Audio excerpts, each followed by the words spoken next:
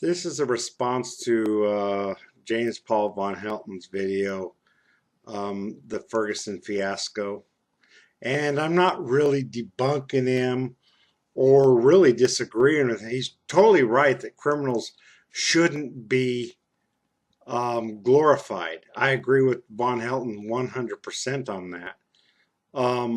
The only thing I have is some of his facts are wrong.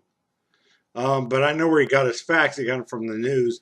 And just because you hear it on CNN or Fox News doesn't really make them facts. CNN, Fox News, and any of the alphabet newscasts, you can't really trust them.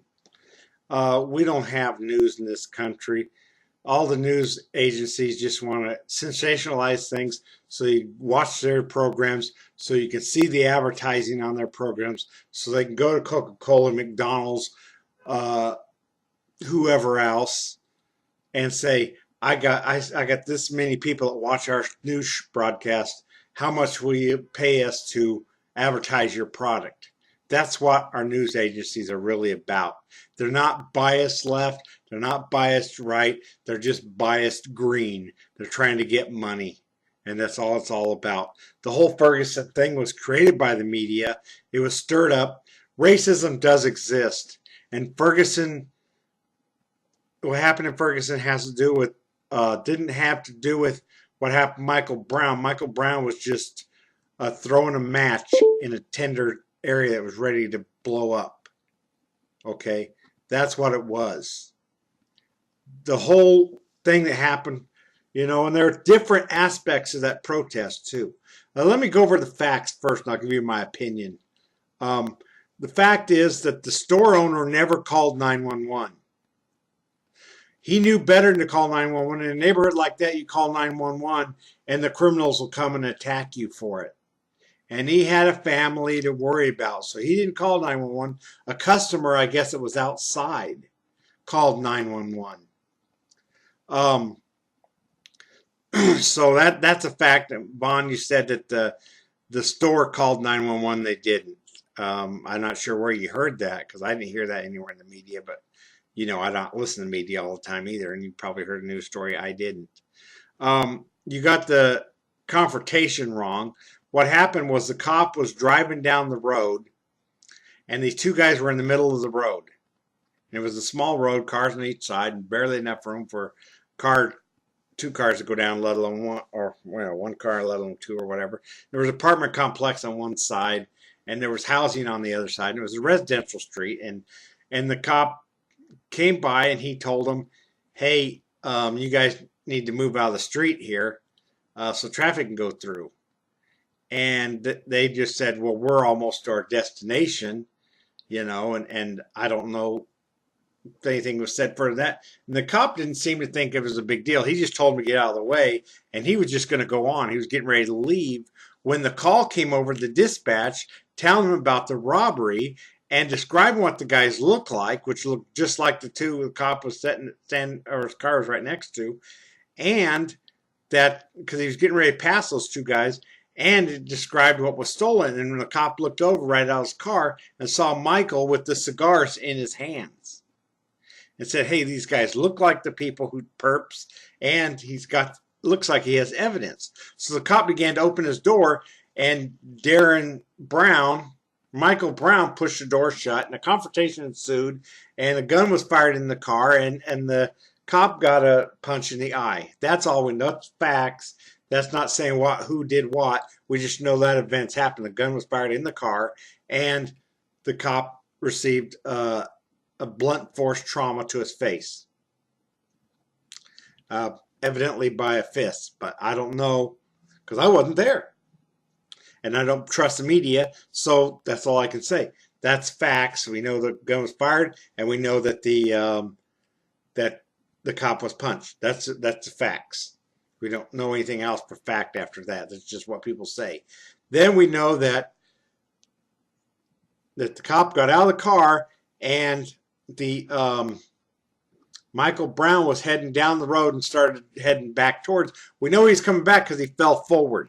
and he fell towards the cops. Now, people say his hands were in the air, but when he fell to the ground, his hands were crossed like this against his chest or abdomen.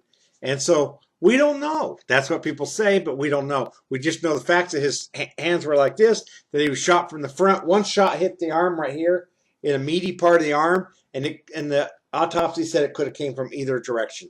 So was he shot from the back? We don't know. Because all the stories, the eyewitness accounts, all contradict each other. There's a whole bunch of different stories, and some of the people giving stories are not credible witnesses. Some of them could not have possibly seen it because other people say, well, that person wasn't even there. They came out of the house after it happened. So we don't know. And that's the fact.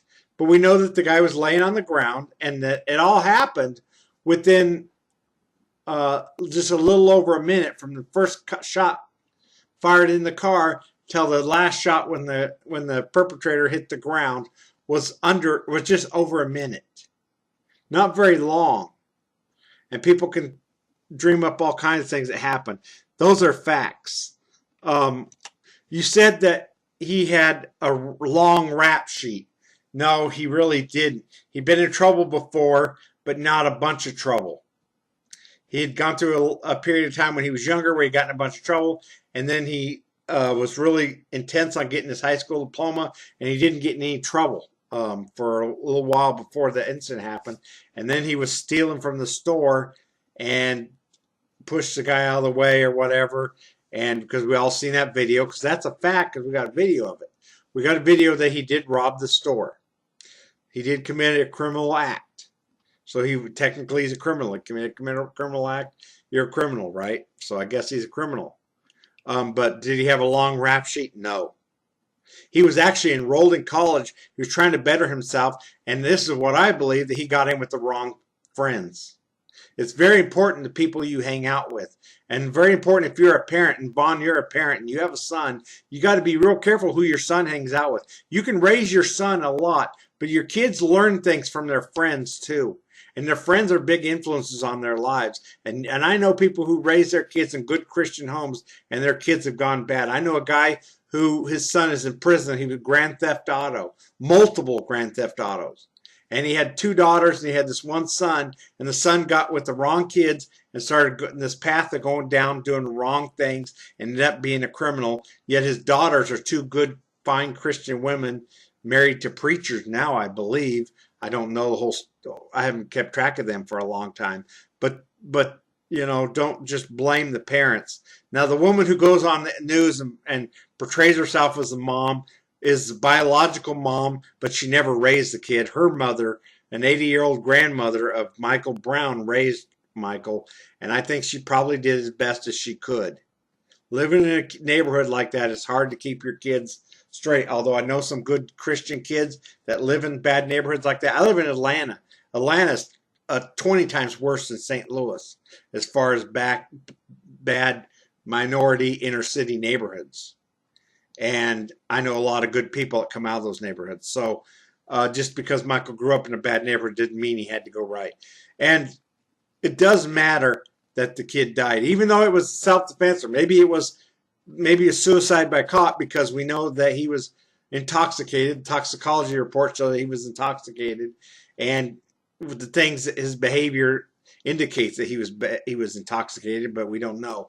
But you know, whether he was or not, he acted as if he was, and I believe he was high, but that's my opinion.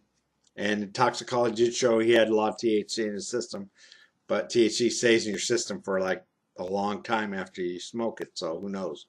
But he wasn't a hardcore criminal, and he you know, he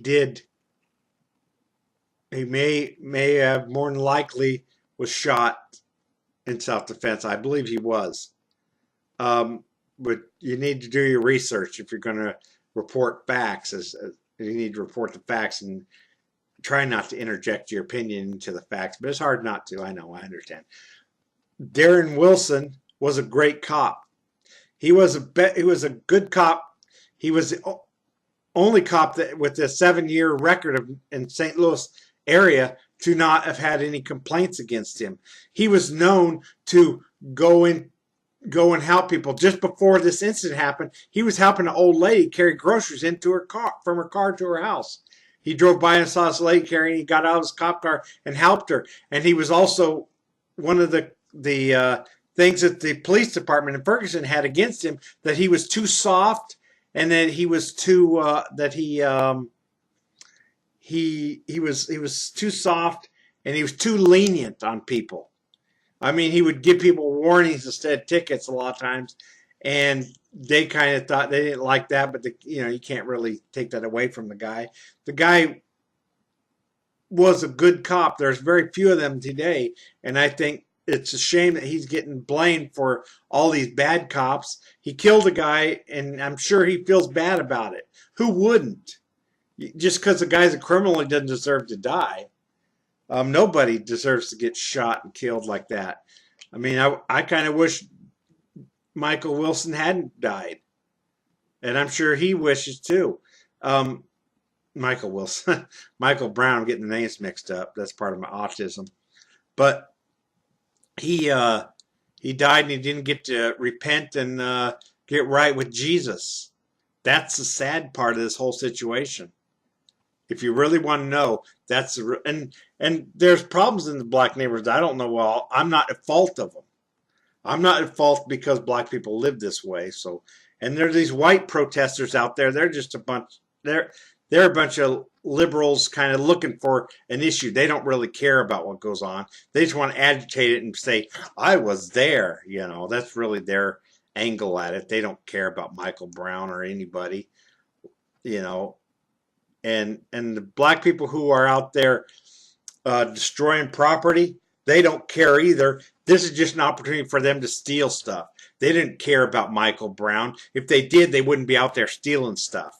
They would be doing something to better their community. They destroyed their own community. Now there are people who, like Martin Luther King, who did a lot of work to try to solve some of these problems that haven't totally gotten solved. But these people who riot and destroy things, they're not part of that legacy. And that's all I want to say. God bless you, and let's hope we find peace.